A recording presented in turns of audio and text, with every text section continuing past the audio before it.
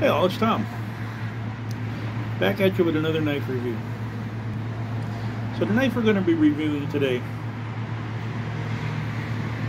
is this.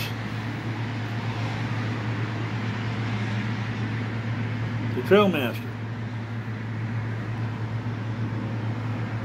No, it's not. This is an mtech. Now, if it looks familiar, this is a direct copy of a Trailmaster. mtech has done this once before, the Tom Brown tracker, and got sued. So I don't know. They could still be found on eBay. What an awesome knife. Now, mtech was always known for cheap junk knife, and they do have them. I mean, you could buy knives like $8, $9, and they're cheap junk knives. They work, yes, but they're just not heavy quality knives. Then as you go up in the line with mtech, you're running into knives like this. Now, I had an mtech, I believe it was a 201. It was a spear pointed, looked like an Ames rifleman knife that I absolutely loved. I beat it through crap. I shot it with a 22. I gave it to my son for one day. He snapped it in half. Said, then what'd you do with it? Oh, I was just beating on a log. So I go look at the log, right? You couldn't go through this thing with a howitzer, let alone a knife. So mtech has really stepped up their game with these knives. So let's just get into a couple of specs. Now, this is a black powder coated blade. They're really nice swedge up here. Rubber, full tang rubberized handles. This guard is pinned, it's not glued. And there's a really nice roll pin lanyard hole. And the tang does not come through the back. The steel on this is .440 HC. Alright. Now this has a 9.2 inch blade. It's 7 millimeters thick, so just under a quarter of an inch. It's 1.6 inch wide, 5 inch rubberized handle, like I said. And yeah, it's a beautiful knife. Now, to hold this knife, and I've played with Trailmasters, you cannot tell the difference. I can anyway.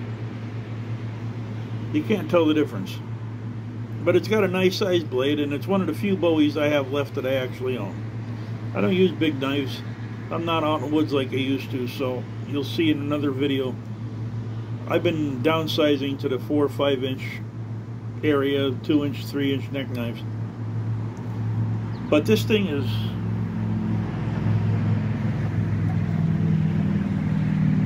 took a way out my wood, so we'll do it on a pressure treated 2x4.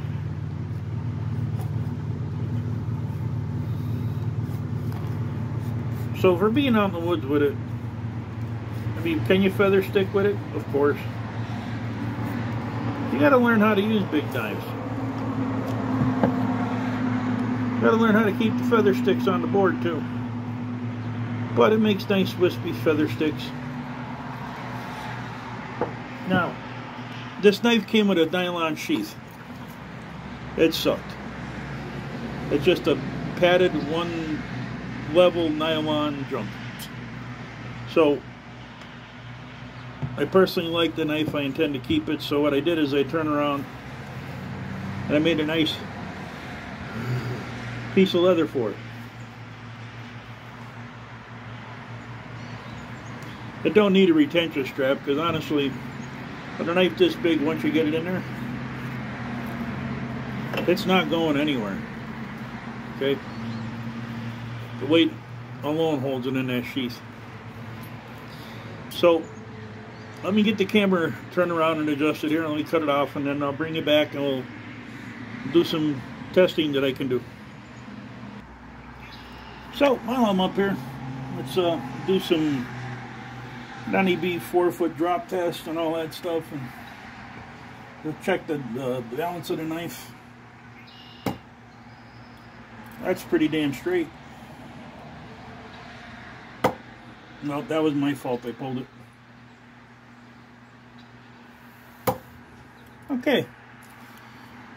So, I'm not going to try to hard downward throws because really, with a knife this big, I'm in too much of a confined area here to take off a leg. This thing is sharp as a razor. I'll just show you. I'll cut the camera and we'll be right back. Alright, I'm back. Had to readjust the camera. So just to show you, this is a saber grind. So there's it's a flat grind with a convex. Sorry. Mtech has really stepped up their knives though. Now I've been beating with this knife and whatnot. The coating's holding up. You can see there's some wear on it, but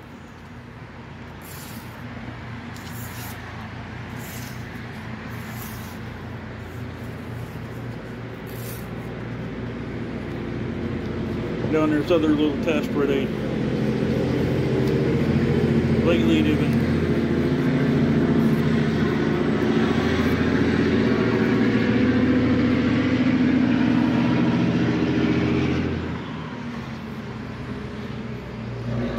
been doing tests like this. Okay, well I guess the edge ends are that sharp.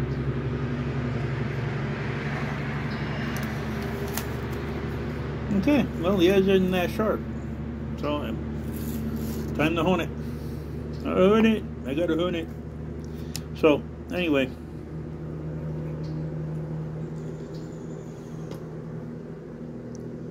See if we can catch you in here.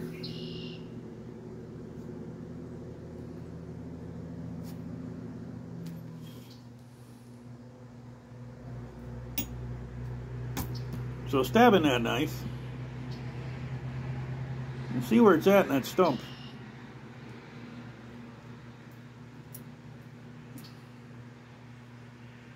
So it's sank in there in what? 3/4 of an inch? So on the stabbing this hard oak stump, you're talking 3/4 of an inch, a half inch. So, you know, good downward throw, you're going to sink this. It's mostly due to that really, really nice swedge up here. Oh, the distal taper on this knife is perfect. See that swedge?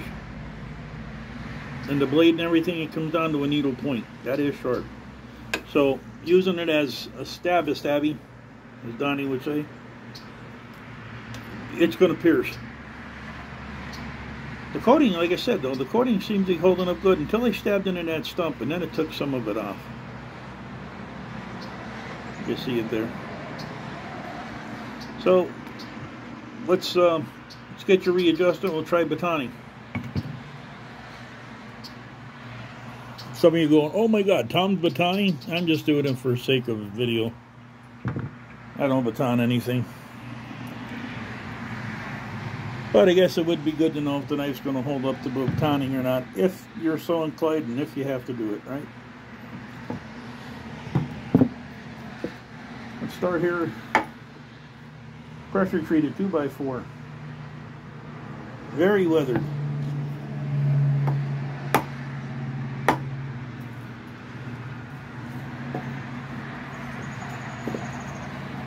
Hondo baton.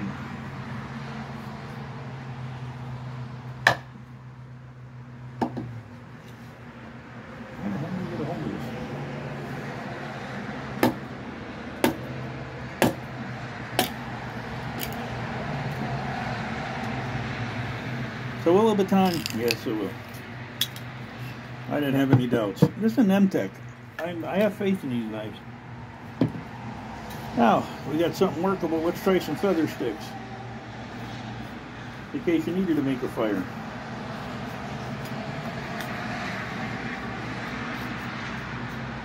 Pressure treat does not feather stick well.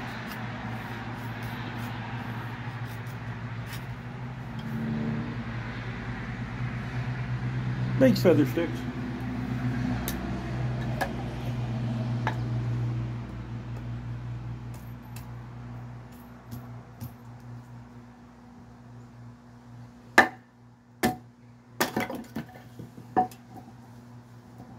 was almost a leg.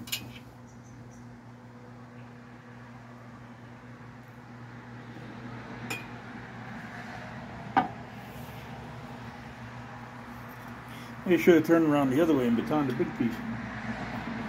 Yeah, well, live and learn, right?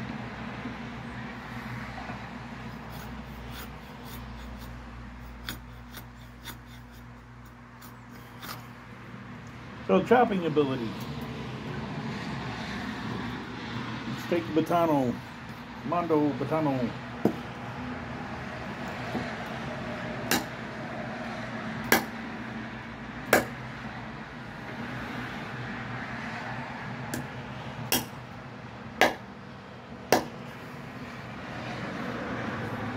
That was about 5 chops. You can chop. No feeling, you can't feel any shock in the hand with this. I think it's gorgeous. Now, I don't throw knives primarily because I can't move fast enough to get out of the way in case of a bounce back, which is dangerous actually. Some people out there going, blah, blah, blah, but I don't, that's the reason why I don't. So I don't throw knives because I wouldn't be able to tell you, if this thing can throw or not. But what I can tell you is this. This stupid knife, like I said,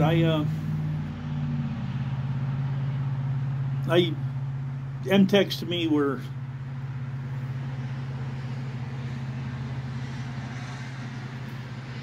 well now.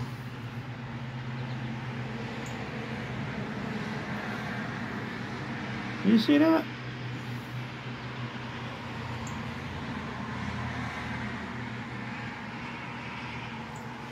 I got tip damage on that knife.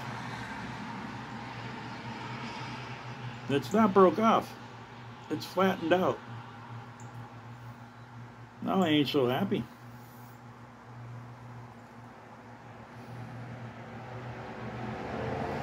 Well, what we're going to have to do is take all these angles and put a new tip on it. Maybe the tip was just too thin. Put a new tip on it. I don't intend to stab anything with it, but, I like it to stick and stuff. We'll hone that edge up and maybe revisit it in the future. So that's the mtech 151 Trailmaster copy. It is a good knife. I've really never had problems with mtech tips. That was the first one. That's what surprised me, because usually they're stout. So it comes with this really crappy nylon sheath, and I made this for it. Now I'm a leather guy, and there's a reason for that. You can carry a bunch of whatever you want to with you, but as long as you have leather,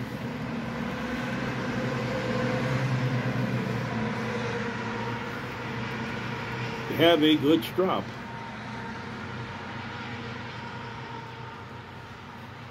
Now, I'm not saying for, a 12 to 15 inch knife, but you do have a good strop as long as you have a good piece of leather with you, a belt or a knife case. Now I'm a leather guy because what I can do with this is I can pour hot wax into this sheath, make it impermeable to water,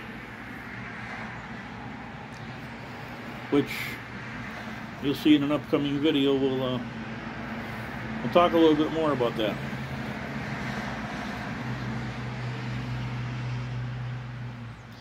So this is the mtech 151, and this is Tom. I want to thank you for your time and your patience. This thing is just cutting, but it's welting up the stuff, so not sharp enough yet. So this is Tom. I want to thank you for your time and your patience. Don't forget to like, share, and tell your buddies about the channel. mtech 151. They run around $27, $28. I've seen them as high as $70. Get the $20 ones. For a budget knife, you can't go wrong. That tip means nothing. That could be just, like I said, it was too thin. So that tip means nothing. It'll still cut, it'll still chop, it'll still feather stick. So if you want to grab one, something that looks like a Trailmaster, but you can't afford a Trailmaster, there you go.